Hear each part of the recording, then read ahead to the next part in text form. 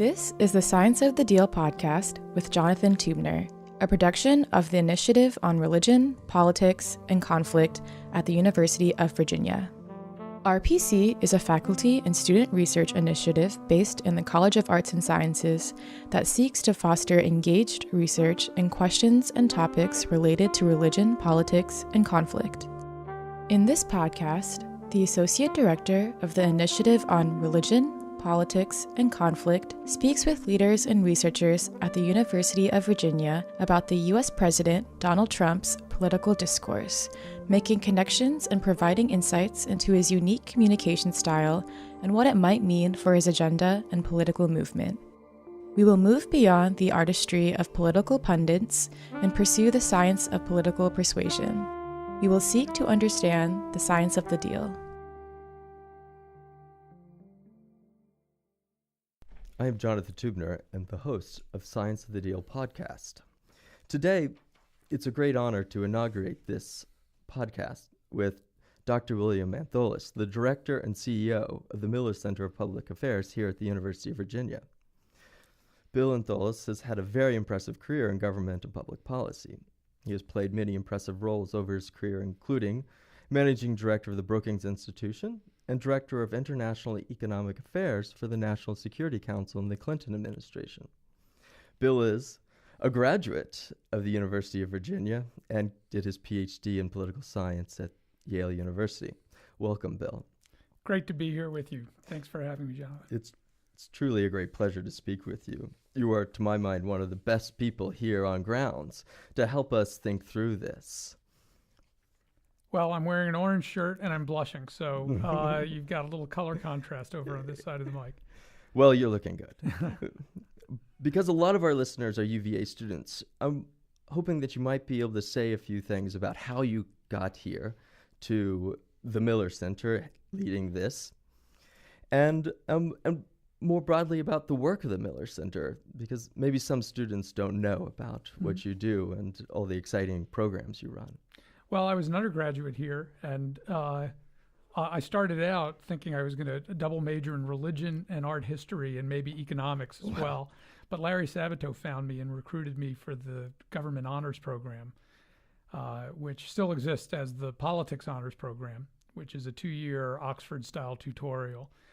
And it's a terrific program, and if you're interested in it, Sid Milkus is now the director, and he's a professor here at the Miller Center as well as in the politics department. And in that program, a professor named Innes Claude, who taught international affairs, also had a relationship with the Miller Center, and he introduced me to the Miller Center 33 years ago, I think. So this is your second time around? This is my third time around, because when I was getting my PhD at Yale, the Miller Center gave me a dissertation fellowship. They had something then called the Institute for the Study of World Politics, and that fellowship emerged and became something else, and it's now at the Jefferson Scholars Foundation. But anyhow, I came back and spent 2 years in Charlottesville in 1991 to 1993 when I was doing my PhD at Yale, in quotes, but it was just a great excuse to come back, and I worked with a guy named Peter Onuf, who was in the history department. So when I was working at the White House, my then girlfriend, who became my fiancée, became my wife, took a job in Charlottesville, and I thought, well, this is great. It'll last for a year or two, and we were still living in the same house as we were 20 years ago when she bought this little house on 2nd Street right near Lee Park, or Emancipation Park, I should say. So the Charlottesville love affair has been going on for 35 years for me and my family, and when the Miller Center opportunity came up about 3 years ago, I was so excited to get to come home, literally and figuratively, to work and live in the same town, and to upgrade my basketball tickets and the whole thing. So, and to get to work with students and faculty across UVA, which is for me just one of the great parts of the job. And could you say a little bit more about your role at the Miller Center and the work that the Miller Center does? Sure. So the Miller Center was founded about 40 years ago, and very early in its founding, it got into studying the presidency. At the time, 1974, 1975, Watergate was unfolding. The Vietnam War was coming to an end. The Miller Center was founded by somebody that couldn't understand how Lyndon Johnson got into Vietnam, and so wanted to study presidential decision-making. And then you have Watergate unfold in the midst of all of that. So pretty shortly after its founding, it started working collaboratively with the presidential libraries of past presidents, Ford, Carter, then Reagan, then Bush, then Clinton, then Bush, taking an oral history of those presidencies, not just the president themselves, but all the people that serve at the senior-most level in those administrations. The Miller Center also started transcribing this huge treasure trove of secret Oval Office recordings that not just President Nixon, it ended up being part of his undoing with Watergate, but Presidents Johnson and Kennedy had been tape recording their private conversations in the White House. Even before them, Presidents Eisenhower, Truman, and Roosevelt had all done some recordings as well, but there was about 4,000 hours of presidential recordings in the Kennedy, Johnson, and Nixon administrations. And our scholars, this was a real breakthrough in our work under Philip Zellicoe, one of my predecessors, who still teaches in the history department here and with the Miller Center. Philip got a small set of scholars focused on transcribing these secret Oval Office recordings because it's like an audio archaeology project. You have to not just figure out what was said on the tapes, which is complicated, but figure out who said it. You have a list of names of people who are in a room, and if you've got 10 people in a room and 10 different voices, you've got to match names to voices. You've got to decipher some of the more coded language in a technical conversation, or the names and places of things that people are talking about. In that era, it was civil rights in Vietnam and passing Medicare and Medicaid. Those are pretty technical policy domains. So getting the words exactly right is pretty complicated work, and it takes pretty elevated historians to do it. So it's a real testament to the value that places like this contribute to the broader political discourse and policymaking community. Yeah, exactly. And I think the kind of conversation we're going to have today goes right to that. It's understanding not just what was said and who was in the room when it happened, but what happened and why it was meaningful and important in public life. Well, yeah, let's jump right in. When we first met a month or so ago to talk about this, you immediately recommended looking at Trump's comments at 100-day mark. It's a great moment, 100 days. We don't think it's the perfect benchmark. The one-year benchmark is as meaningful, which we've just passed, and we can talk about that as well. But the 100-day benchmark is really an important transition point. You get 77 or so days between Election Day and Inauguration Day, which is called the transition. But in many ways, for a president, the real transition happens in those first 3 months. You are transitioning from campaigning to governing. You're still living off the promises that you made during the campaign, which is where the energy from your election, for your election, came from. Your political base was hugely important to getting you elected, though you had to appeal beyond your base. And as you transition to governing, generally elections are won in the 50 to 51%. In Trump's case, he got 46% of the popular vote. But to govern, you have to really start reaching across the aisle. And what we often see in presidencies is in the first 100 days, in the first semester of their presidency, they really work with their party to get one or two things accomplished. And then as they transition at 100 days, they're moving beyond their base and starting to think about a broader audience, because the energy from the election starts to fade a bit. And you really have to start appealing across the aisle. And some presidents get that and some presidents don't. Yeah, well, that's very helpful background for us. There were two events really that happened for President Trump around this 100-day mark. One was an interview that he did with John Dickerson of CBS's Face the Nation. Mm-hmm. And the other was a campaign-style event that he gave to the National Rifle Association the day before. I'd like us to we'll play a few clips from particularly the interview, and to talk about the differences between those two events and the different ways of reflecting on the 100-day mark. One of the past president clips that I think is cast such a great light on the 100-day experience was an interview with John Kennedy. He gave it actually in his second year, but I think it really speaks to that first 100-day experience that every president has. I would say that the problems are more difficult than I imagined them to be. The responsibilities placed in the United States are greater than I imagined them to be, and there are greater limitations upon our ability to bring about a favorable result than I had imagined them to be. Kennedy is so concise, and his repeating full sentences is so persuasive because he allows a reader to get into his thinking by using something memorable, something similar in each sentence, but something different in each sentence. So he says the problems are greater than I imagined them to be. The responsibilities are greater than I imagined them to be. And then the limitations, he's using a negative now, on our ability to have an effective change are greater than I imagined to be. Does this just come naturally? It just comes so naturally to him. And he says something that, frankly, President Trump was ridiculed for, which I think every president feels, which is, I have been successful in other things I've done in my life, yet nothing has prepared me for this. And President Trump gave a version of that a few days before the John Dickerson speech. It's utterly human, and anybody that stretches themselves and takes on a new job with bigger responsibilities feels that to some degree. This is the hardest job in the world. You have the fate of humanity literally at your fingertips.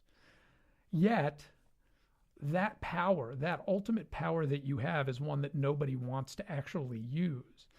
And the things that you would like to do, as Kennedy says, you are confronted with more limits on your ability to change those, even though the responsibilities and the problems are so big. That's a paradox of presidential power, and every president confronts it. And Trump, my kids like to say, if I've said something with a little bit of extra emphasis, they say, "Dad, that was so extra."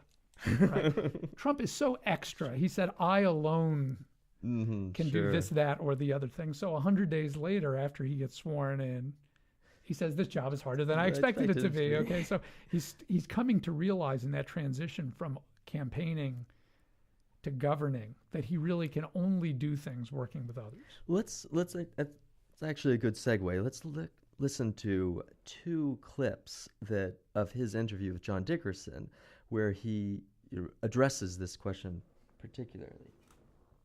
Let me ask you a question about the presidency. George W. Bush said this about being president. He said, "You think one thing going in, and then the pressures of the job or the realities of the world are different than you thought." Do you agree? I think I can agree with that. I love doing it. I'm, thoroughly enjoying it. It's always a challenge, like life itself is a challenge, but it's something that I really love, and I think I've done a very good job at it. You said in an interview with Reuters that you thought it would be easier. Why? Well, it's a tough job, but I've had a lot of tough jobs. I've had things that were tougher. Let's step back a minute. Okay. Presidents have to learn how to adapt. Every president comes into the job, it's different than they expect. They must adapt. Surely you've learned something else other than that the media is dishonest. No, I'm and just how do you saying adapt? it was one of my disappointments. Give me another thing you learned that you're going to adapt and change, because all presidents have to at this Well, I stage. think things generally tend to go a little bit slower than you'd like them to go. Why? Just a system. It's just a very, very bureaucratic system. I think the rules in Congress, and in particular the rules in the Senate, are unbelievably archaic and slow-moving, and in many cases unfair. In many cases, you're forced to make deals that are not the deal you'd make. How do you hear this in light of what you know about how other presidents have reflected on the challenges? Are these normal challenges that he's expressing? Are they different in his case? Could you give us a little bit of context for President Trump's remarks here? Well, Kennedy's line about the limitations are greater speaks directly to this. I think what the president ends up realizing is that in order to govern, he has to work with others. And what this president also began to realize was that he was elected without the support of Congress. He didn't have any of those connections with Congress. He came in as a television celebrity. Donald Trump had many relevant experiences as he ran for campaign in working with the media as a real estate developer, he used the media brilliantly, I think, in New York to capture attention for some very high-profile projects that allowed him to cut through bureaucratic processes in New York, to get sightings for buildings, to get permits for certain plans. He knew and understood the media in New York, drawing attention for marketing purposes. But I think the television experience taught him that in a TV environment, when you're competing with 3 or 4 other major networks, by the time Trump really broke out on NBC, Fox became the fourth. It was ABC, NBC, CBS, and now Fox, plus all the cable channels. He has this Apprentice breakthrough. And in The Apprentice, if you can get, on television, on a show like The Apprentice, if you can get 30% of American viewers watching you, you're a superstar. In American politics, we think 51% is the benchmark. 30% is a juggernaut number. Mm-hmm. So Donald Trump comes in with a base that's regularly giving him 33%. Wow. And he thinks he's a hero. And he probably is, because that base carries him over the top. So he's transitioning from that kind of tidal wave from the base to having to go broader to get 51%. And that's a bit of a challenge for him. So when he's attacking the media, there's a bit of a wink and a nod there, I think, because he understands that that he is himself a media creation. And there's one clip that I'd like to play that speaks to his trying to lower expectations a bit in the same way that Jimmy Carter came to understand the slowness of the bureaucracy. Jimmy Carter, similarly, was a creation of the media in the post-Watergate years. Mm-hmm. He gets elected without the old traditional political ties. The political machinery of the Democratic Party didn't help him get elected. He was himself a media creation. But he comes to realize in governing that he has to work through those slower bureaucratic processes. And when he reflected on his first year, he had a very similar reflection as Donald Trump's.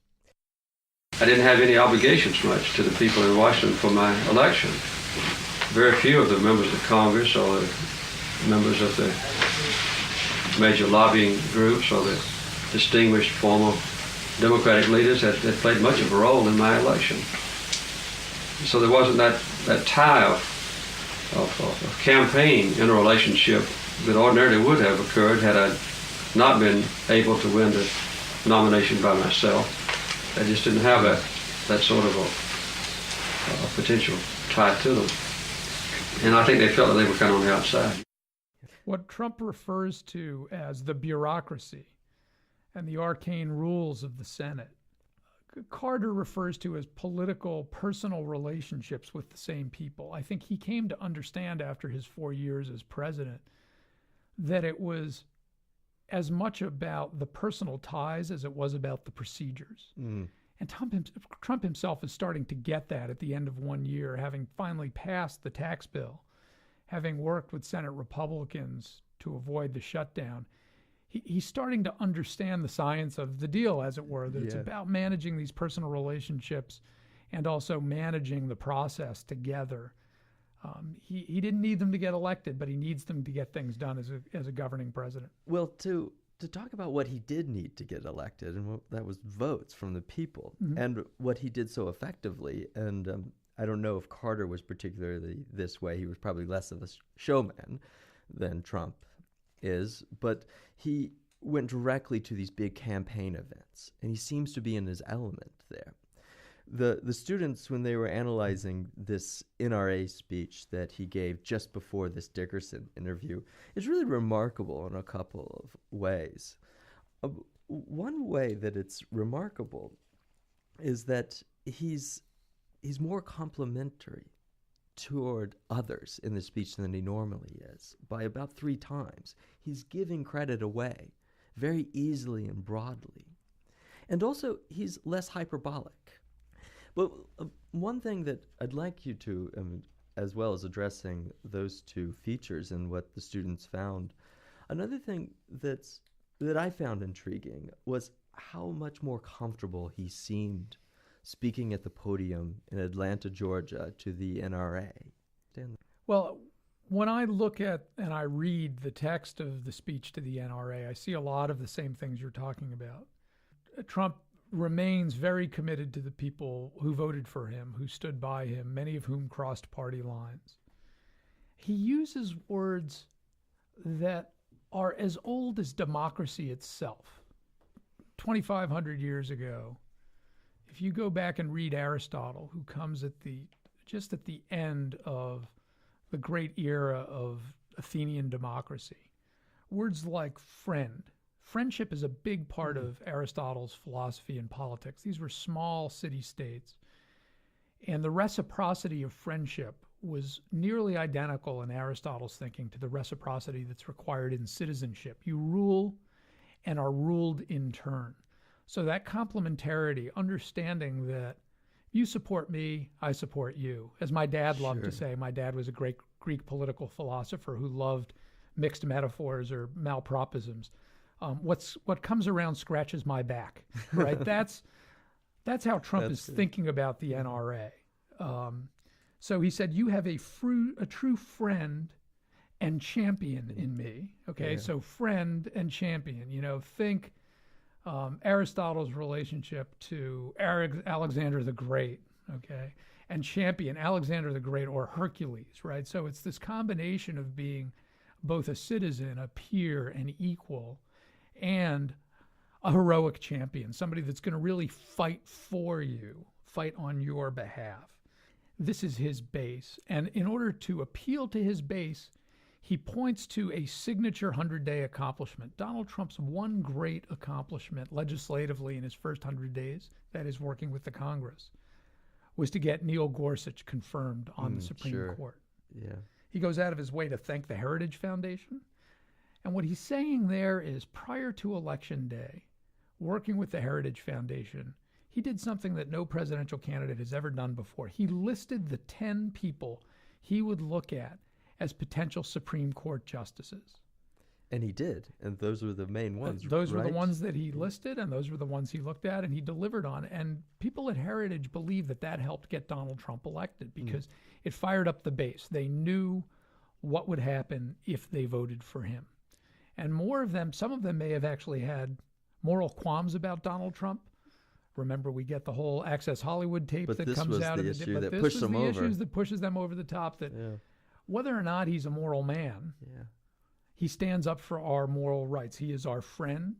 He is a champion. We're willing to forgive flaws in friends if they're going to fight for us. They all have Achilles heels. Yeah.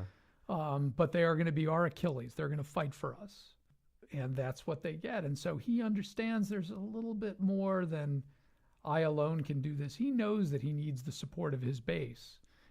And so that's what he's talking about in that in those remarks. I'd like to switch topics here for a moment and move to something that I know is very important to you, and that's the issue of climate change. You have written extensively on climate change, and in particular, the Paris Climate Accord that was signed in 2016 when President Obama was in office. And then this last June, President Trump announced that the United States would no longer be a participant in it. Could you give us some background to this particular climate accord and how it fits in with previous efforts to marshal the global community to tackle this issue, and particularly the role of the American president in that, global campaign?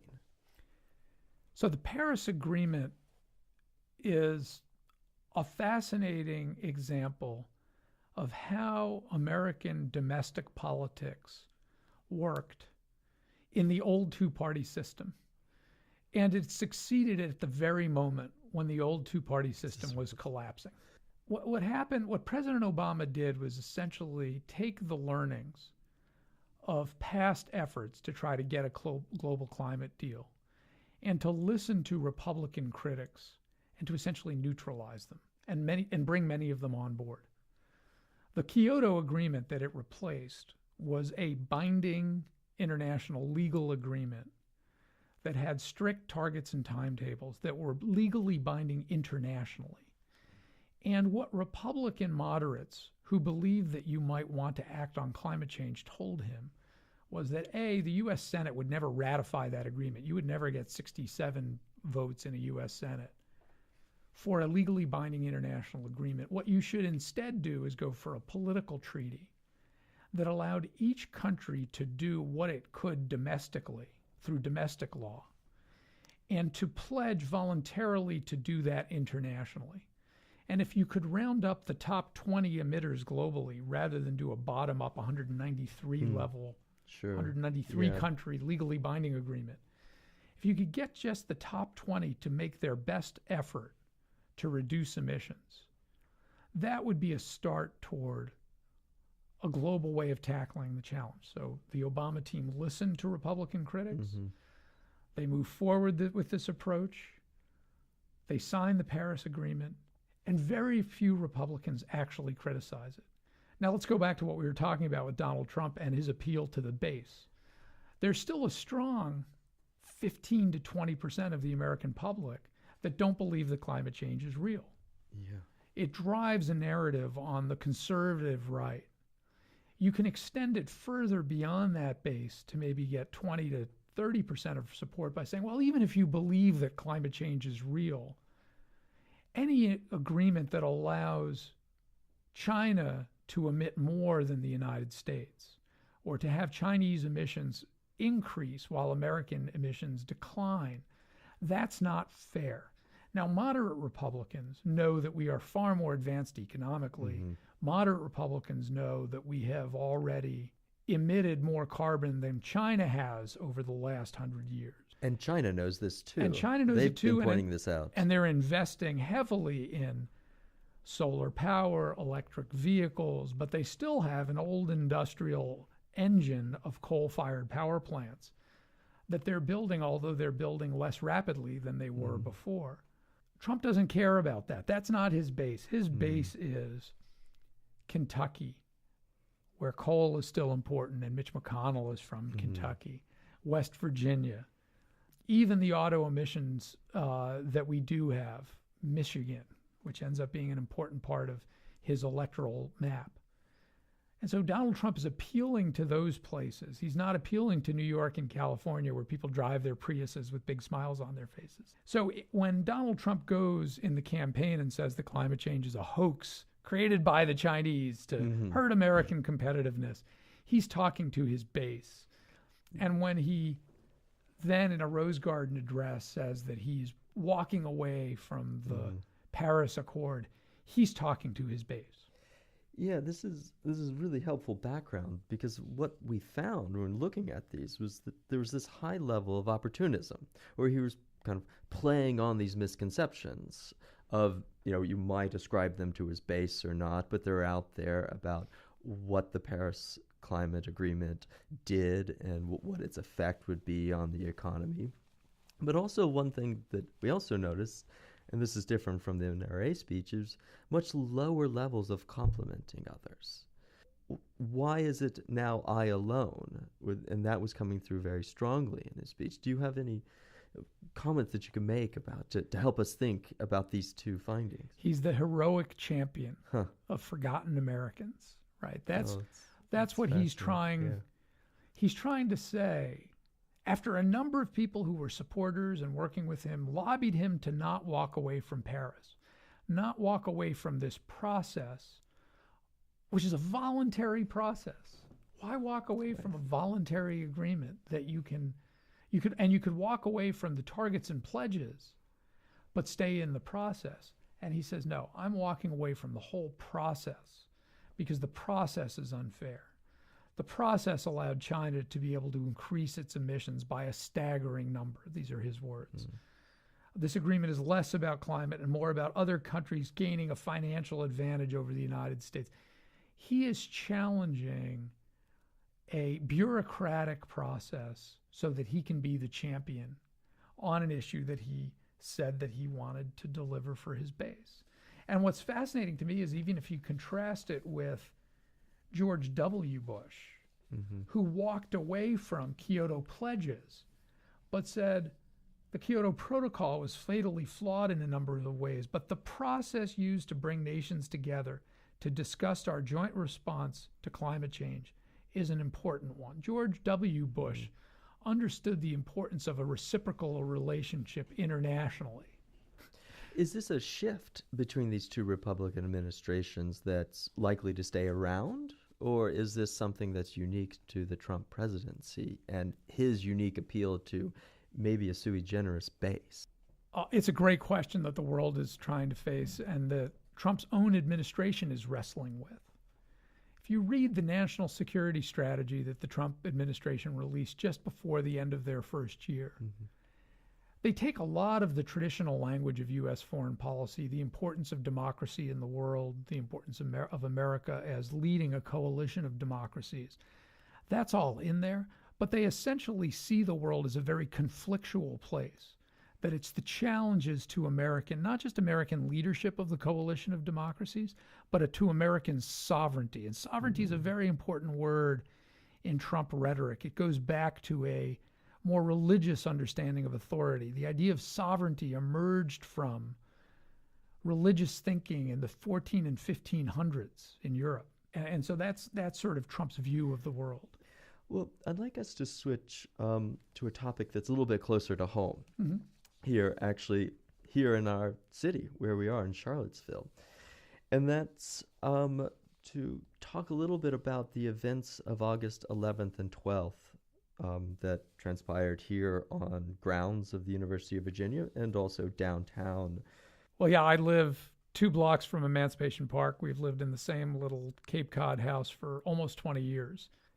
It's, for me, been a wonderful oasis and refuge from the rest of the world in the 19 years that we've lived in this house.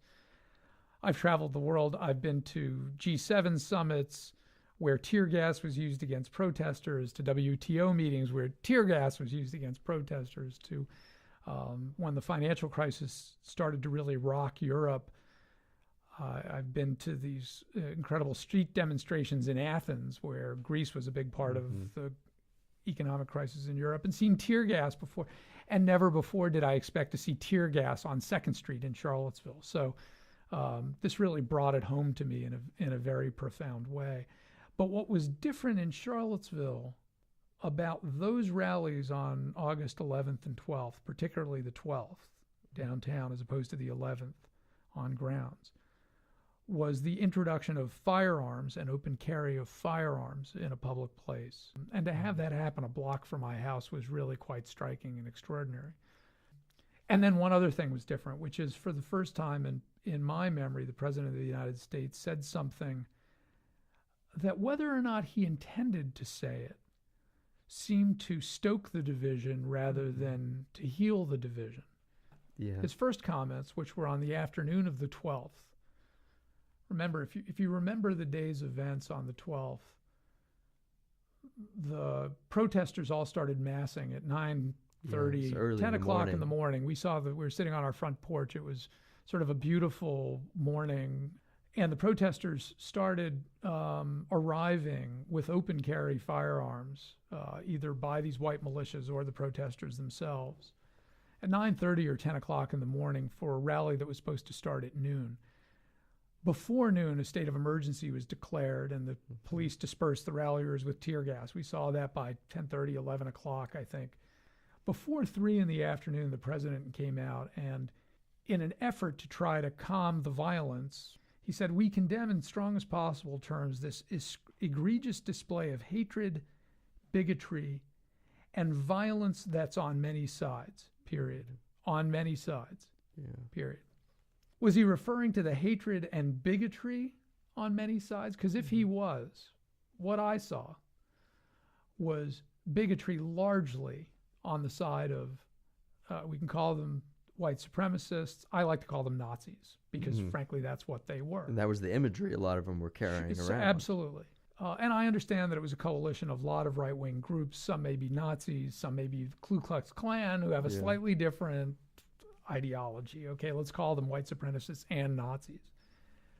But what came across to anybody that saw those remarks was something that seemed to equate the right protesters with the left protesters. So if you were there that day in particular, you saw that most of the counter-protesters, the vast majority of the counter-protesters, were largely religiously inspired across a number of denominations, including more conservative Christian groups and more liberal Christian groups, white and black, counter-protesters who were protesting bigoted, intolerant, right-wing protesters that started the day's events. One might say that even those counter-protesters were intolerant. They were intolerant of intolerance. Okay, now this is a great tautology or philosophical debate, but if you were there on that day, what you saw were peaceful counter-protesters going against those who were either carrying sticks and shields or were carrying guns. Okay, so that was the basics on the day of the rally. Were there people on the left who were violent? Yes. Were there Antifa who were carrying guns? Yes, a handful. My 15-year-old daughter who I write about in the blog posted on the Miller Center website, and also carried by the National Review, which is a right of center website, as well as Lawfare blog, which is a very centrist website. I talk about my 15-year-old daughter who, at a previous Klan rally in Charlottesville, was quite upset at the Antifa because the Antifa were chanting, "The cops and the Klan go hand in hand." Are they bigoted? Are they intolerant?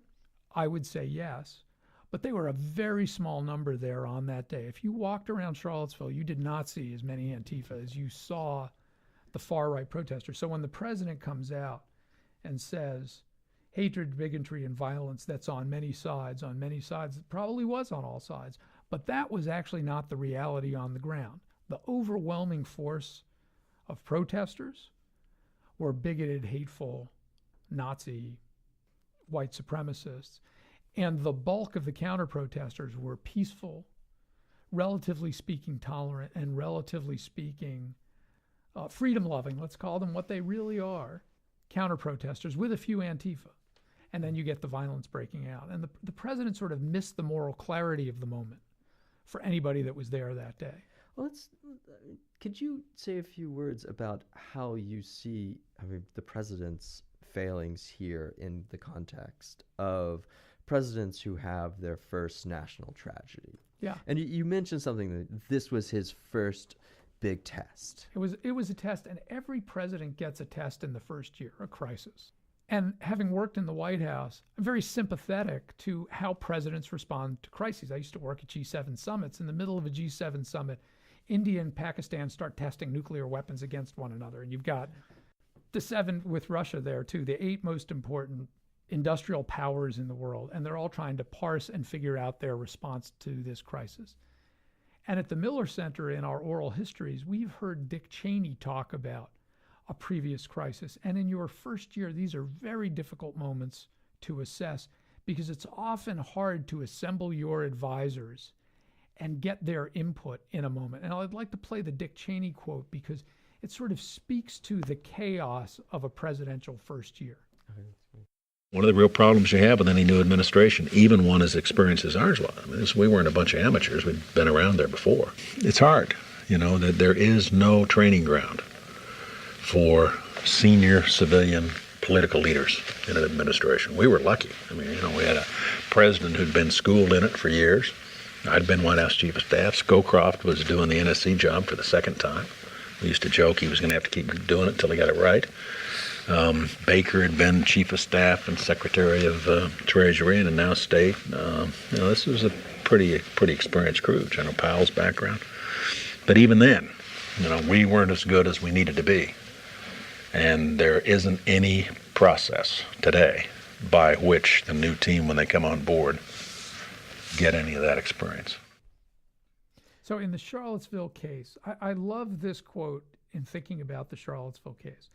Here the president shot from the hip. It was ready, fire, aim. Okay. He said what was in his gut. He probably got a little bit of information.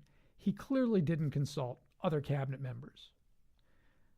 So he makes these remarks about Charlottesville, and you can see in several events in the days following that, members of his cabinet having absolute physical discomfort in supporting the president's words. He was not speaking for the administration. He was speaking for himself. You can tell that the president hasn't fully coordinated with his cabinet. In the weeks afterwards, people keep referring back to his comments in Charlottesville, and his cabinet members try to walk away from them, including senior administration officials. So Gary Cohn tries to distance himself from the president. He's trying to negotiate the president's tax deal. It's hitting all kinds of roadblocks on Capitol Hill. Gary Cohn is Jewish. A lot of the events in Charlottesville really were very offensive because you've got Nazis marching past the synagogue downtown, which is a block from Lee Park. Rex Tillerson, in a Sunday talk show interview, essentially says the President of the United States speaks for himself. He doesn't speak for the values of the government of the United States because he hasn't clearly and forcefully enough condemned the Nazis that drove the day's events. And that's what he missed. And it was a failure of process, or the president believing in the value of process. The president still, at that moment, and still to this day, many days believes it's about what he thinks and says. This may be a thought-through strategy on the president's part where he's just going to connect with his base, that speaking authentically to his base is more important than speaking to the generic American public, reaching across the aisle, reaching around the world, that he continues to win by galvanizing supporters that want him to speak authentically, who happen to be largely fundamentalist Christian, largely white, and don't believe in the cosmopolitan society that includes people of all faiths, people of all colors. He is their champion. It's interesting you brought this up, and that's exactly what I thought he was doing there. But when the students were analyzing this and actually kind of showing how, like which categories were dominant, the one thing that stuck out to me was that implicature, or this, the means of using normal language to signal something else. Often this is now referred to as dog whistling. That was low. That was below average in his remarks about Charlottesville. But repetition was very high here, and he also wasn't using a us versus them construction in his speech. And thinking about that, is it just something that here's a president who's new at this, or is this saying something more fundamental? I think he intuitively believes that he speaks for a forgotten American people. He's trying to expand the definition of what it means to be an American to reach all the way out to a pretty extremist right. He is aware of them. If he watched any TV that day, he would have seen that the violence on the right was coming from some pretty intolerant voices. Yeah. He may condemn the bigotry, but he may think in his mind there are people that still identify with what some of the intolerant right are supporting. I think he probably heard about it from his daughter and his son-in-law. Yeah. Right? His daughter is married to Jared Kushner, who's Jewish. Yeah. If you watch the Vice TV news reporting, many of the Nazis who were marching that day think that Donald Trump has betrayed them by letting his daughter marry a Jewish person. Yeah. Donald Trump is willing to tolerate a certain amount of that. And there were no apologies 3 or 4 days later for that kind of rhetoric. People must have come to him. His daughter, others must have come to him and talk about it. There is part of Donald Trump that wants to fight the system and wants to demonstrate that he's going to fight for the people on the far right. You can call it masterful, you can call it diabolical, but what he's done is taken a broader set of rhetorical tools that are embracive and encompassing of all Americans and expanded it out to this very dangerous far-right base. And that's troubling for people. Why does it feel more dangerous today? And this is something that was really kind of at the beginning of this project's kind of discussion. It's like, why does this feel more uncertain, more dangerous? I mean, surely he's not the first person to be in the White House, to have some kind of sympathy with white nationalism. I think in the aftermath we have learned more about this being a part of the history of the presidency more than we would like to imagine. But why are we?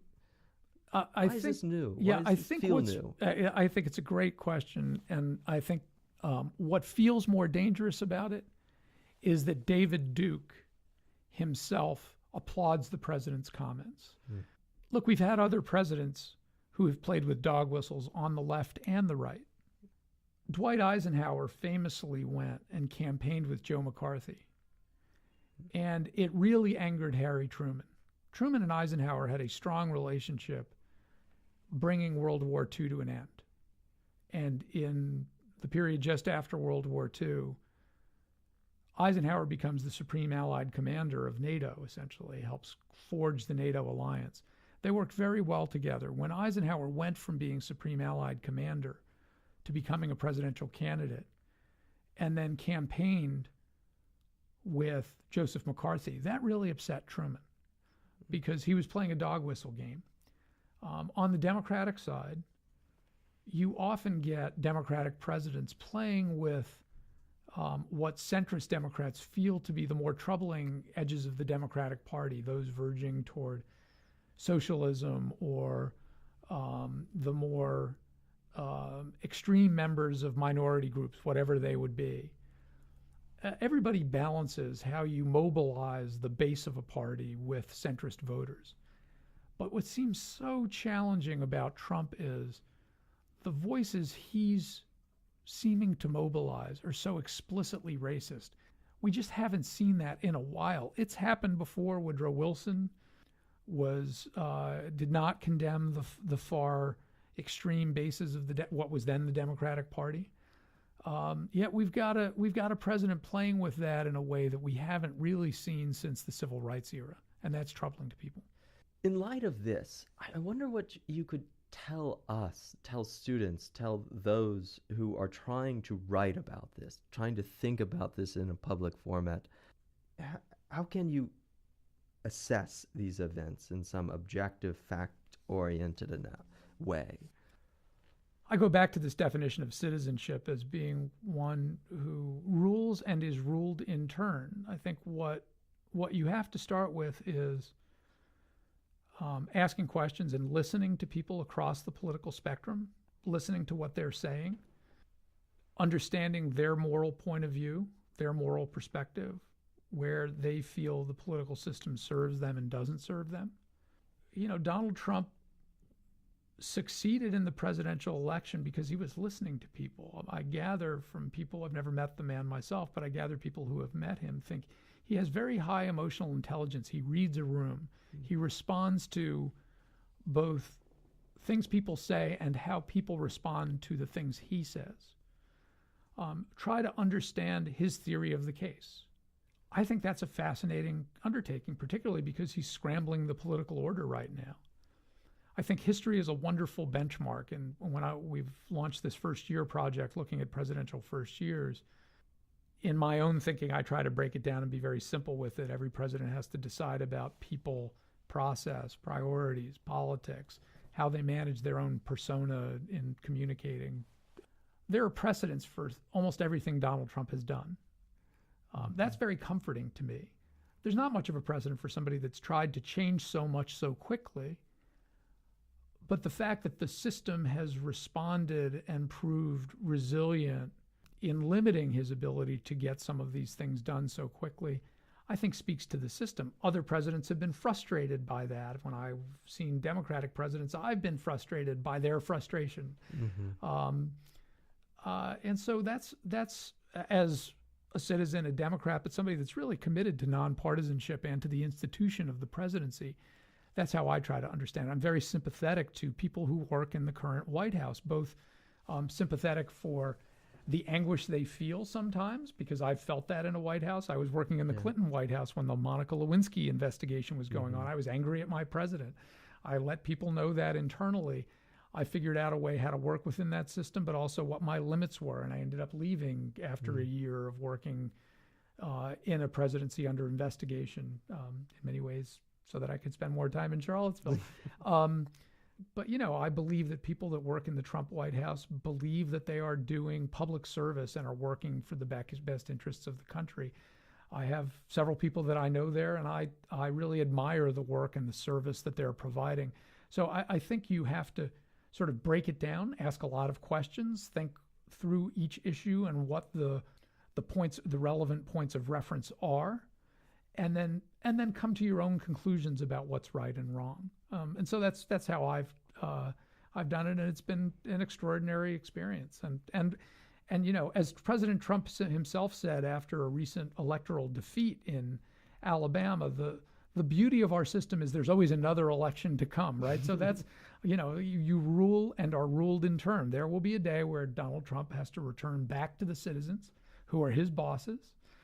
It'll come up at the midterm election. He'll have a different Congress facing him a year from now. It might be a Republican Congress. It might be a Democratic Congress. That's the beauty of our system, is the reciprocity that's built into it. And I love to study that give and take. Wow, that's great words to conclude on. It's been a great pleasure to spend this time with you. Thank you very much for the generous use of your time. I know you're a very busy man. Thank you very much for this. In closing, there are two other people we'd like to thank. Natalie Russell here at the Miller Center, who helped doing things, and Megan Martin, who's been really the person who's led the students through all of this, and we couldn't have done it without both of them. Thank you.